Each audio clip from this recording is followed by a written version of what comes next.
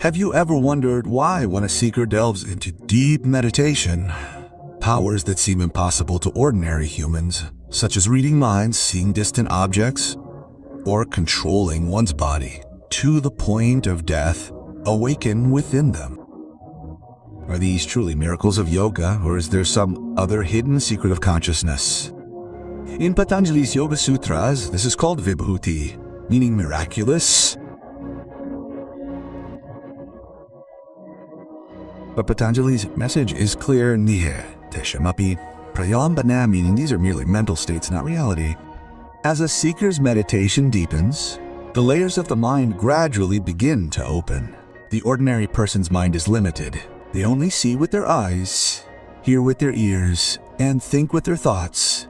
But the yogi's mind transcends limitations. Their consciousness becomes so subtle that they begin to perceive levels that ordinary senses cannot grasp. This is the point where the power of yoga awakens within. Control over breath, energy, and thoughts becomes so subtle that the practitioner's very presence becomes a power.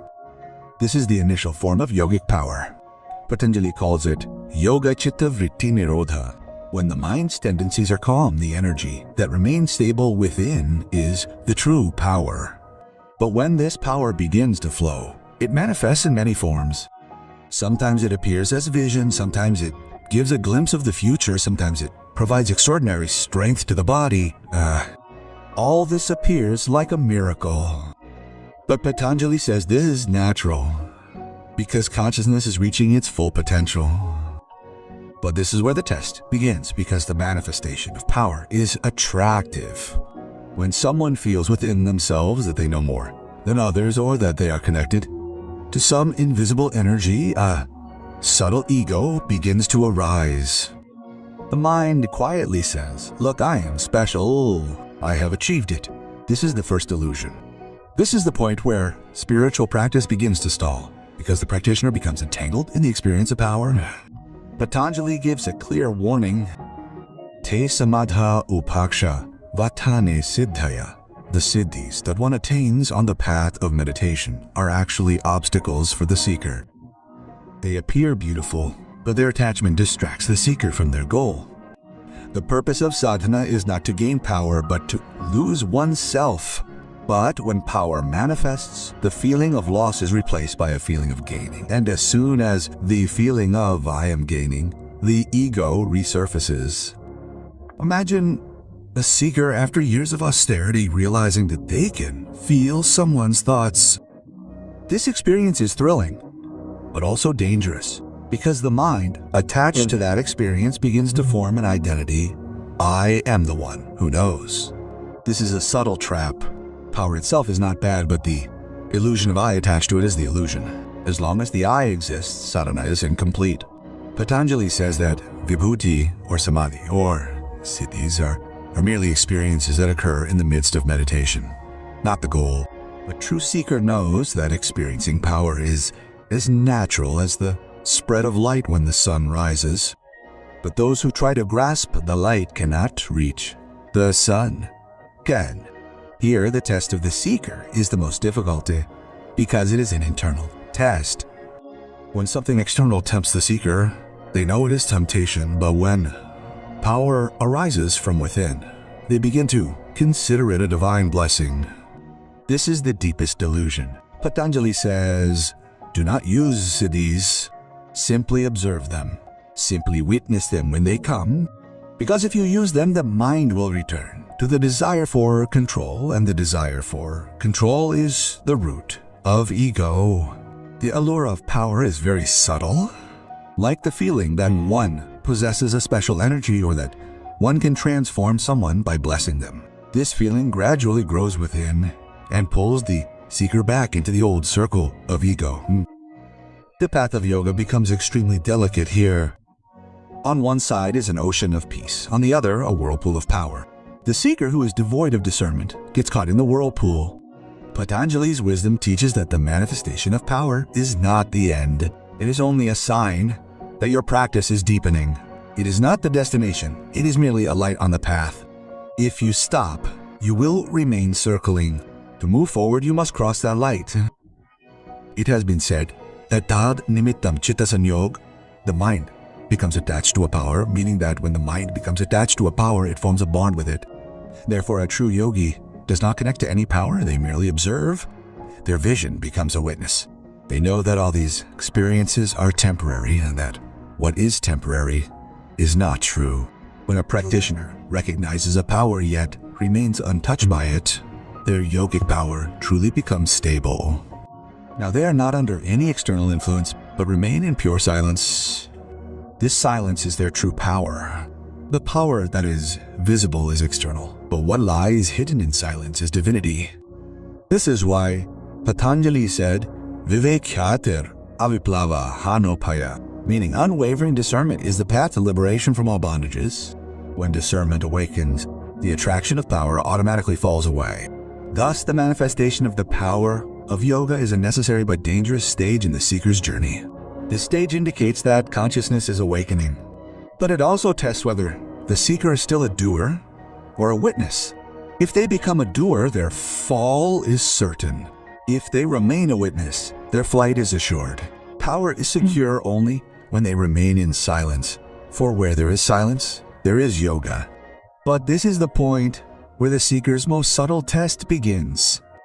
When the inner energy calms down, when consciousness begins to descend into a deep stillness, an invisible layer slowly rears its head. The layer of ego. This is the most difficult turning point in sadhana, because now the enemy is within, not outside. Patanjali's Yoga Sutras say, Swapna Nidra Gyanalambanam Va. This verse reminds us how clever the mind is. It finds new ground in every situation. Even in sadhana, when it finds nothing, it considers itself an achievement. When the seeker first experiences inner stability, it is revealed that it has come to rest. When one feels that one has gained control over the mind, this very feeling quietly begins to say, I have attained it. This I is the subtle bond that hinders spiritual practice. Because as soon as the thought I am doing arises, the very doership resurfaces, and where there is no doer, there is no yoga. Patanjali's words are, Tadbhavat samyog bhav hanam taddrishya kaivalyam, meaning liberation is possible only when the connection between the doer and the action is severed. But most practitioners stop at this stage. They think this is the ultimate state. They get lost in power, knowledge, or experience, and unknowingly become the very thing they wanted to be free from. This is the most hidden obstacle to spiritual practice. This obstacle is not like an external object that can be seen. It is a shadow of the mind. It deepens in the light of spiritual practice. First, this ego was attached to the body. I am beautiful. I am strong. Then it became attached to the intellect. I am knowledgeable. And now it becomes attached to spirituality. I am a seeker. I have attained. This is rebirth, but it is not an external birth, but an internal birth. Patanjali warns, Te samadha upaksha. The experiences one encounters on the path to samadhi can also become obstacles because the mind seeks control over them. It claims, this is my experience. The very word mine is the seed of bondage. Just as a river in its flow says, this water is mine, the moment a seeker declares this water is mine, its flow will stop. When a seeker accepts their experience as their own, they are out of the flow. The joy of power is very captivating. When energy surges from within, when waves of joy arise in peace, the mind wants to grasp it. It wants to hold on to it, but the very attempt to grasp it destroys it. It is like trying to grasp a fragrance. The tighter you grasp it, the faster it dissipates. The more the seeker tries to hold on to that joy, the further they move away from it. Patanjali Sutra is Vairagyabhyasa bhyant nirodha, meaning that only through practice and detachment is the cessation of tendencies possible. Here, detachment does not mean renunciation, but the ability to remain unattached. Experiences of power may come, but one should not identify with them. The seeker who forgets this becomes entangled in their own experiences. The mind plays a very subtle trick. It says, I have given up my ego, but who is the one saying this? The same old self. Now it has returned in a new form, this time as a seeker. This is the most hidden ego, difficult to recognize. This is why the sages have said, that the ego wearing the mask of mortality aspires for immortality. Only when the seeker understands this can they move forward. If the experience of power comes without discernment, it disturbs the mind. Previously, the mind was entangled in pleasure. Now it becomes entangled in spiritual practice. It thinks this is its right, this is its achievement. This is the moment when a new doer is born within, subtle yet powerful. This very doership brings the seeker back into the world because now they begin to consider spiritual practice itself their property. Patanjali says, Vivek kyatir aviplava hanopaya. When discernment becomes stable, ego does not recur. Discernment is the recognition that I do not do, I am only a witness. But when this witnessing wavers, the mind returns to the identity of I. This is why it is said that the real battle is within. Defeating the external enemy is easy, but recognizing the inner ego is difficult. When a seeker thinks they have attained, they have actually lost because the very feeling of attainment creates distance. What they seek to attain is still incomplete. A true seeker is one who sees that there is nothing to attain, only identity to be erased. Only when this identity falls does the door to samadhi open.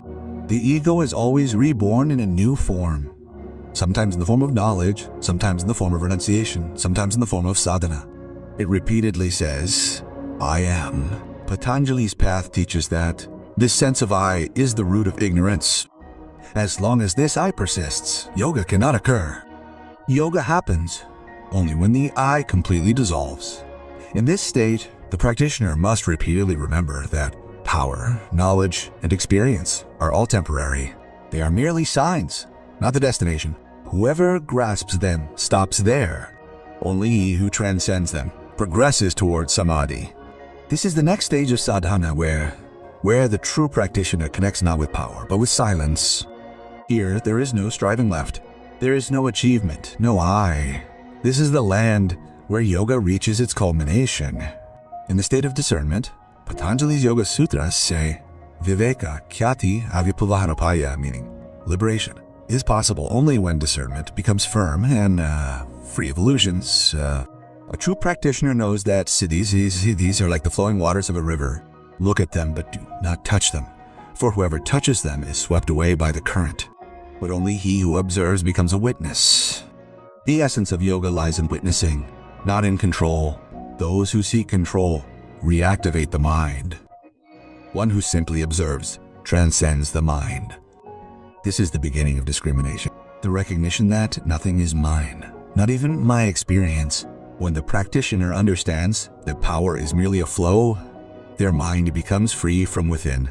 Now they no longer play with siddhis or run away from them, they simply observe them. This very act of observing gradually leads them to samadhi. Patanjali says, Tasya saptata prantabhum prajna, meaning when the practitioner becomes established in discrimination, their intellect is illuminated to 7 levels. This light is not of external knowledge, but of inner light. Now the practitioner realizes that power lies not in control, but in silence. Those who seek control are still afraid because they fear losing it. But those who remain in silence know that there is nothing to gain and nothing to lose. This balance is the pinnacle of yoga. Silence here is not merely the absence of words, but the name of that inner stillness, where the flow of thoughts stops. Patanjali says tada, dristu swarupavasthanam. When the mind becomes completely calm, the seer is established in his true nature. This is the goal of a true seeker. He no longer wants to do anything, he only wants to be. When doing ends being, begins beings, boikas, this being is samadhi. Viveka means not just seeing with the intellect, but seeing with the whole being. It is a seeing in which there is no judgment, no comparison, only awareness. When the seeker attains this state, siddhis dissolve on their own. They no longer seem attractive, because the inner eye has opened. Patanjali's shloka is Vivekajam Jnanam Satyam, meaning that knowledge born of discrimination is the truth. Everything else is changeable. A true yogi knows that all power is ephemeral. He sees that every wave of the mind rises and falls. but the ocean remains there. He becomes the ocean, not the wave. This state comes without struggle.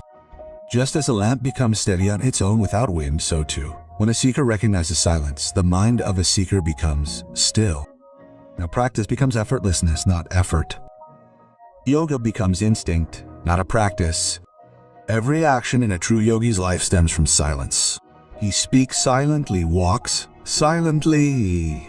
Peace radiates from his very presence, for there is nothing left within him to create unrest. Patanjali says, Swadhyayada Ishvara Pranidhanani Kriya Yoga. In this state, the seeker sees God in everything he does. He no longer strives to achieve anything because he knows that everything is already complete. This is true surrender. When the desire for control disappears and trust in existence awakens, moving forward in silence is not easy because the mind is accustomed to doing something. But a true seeker knows that silence is not an action but a state. The deeper he goes, the clearer it becomes that yoga is not a name for any accomplishment, knowledge, or experience, but a process of forgetting oneself. When the light of discernment burns within, it burns away all illusions. The seeker now begins to see that both power and powerlessness are mere games of the mind. True peace comes when the mind becomes completely empty. This emptiness is not death, but the ultimate expansion of life. When a true yogi progresses in silence, neither excitement nor fear surrounds him. He has now understood this game. He knows that power comes and goes. Experiences arise and fade, but silence remains forever. This silence becomes his refuge. Now neither sadhana remains, nor the seeker, only silence. Patanjali's final message is suffering, karma, vipakashaya, the Supreme Being, the special God. When the seeker reaches this state, he becomes one with the God within him. Now there is no duality, neither power, sadhana, nor seeker. Only the pure stream of existence flows. Thus, the discernment of the true seeker gradually leads him into that silence, where there is no division, no achievement, no doing.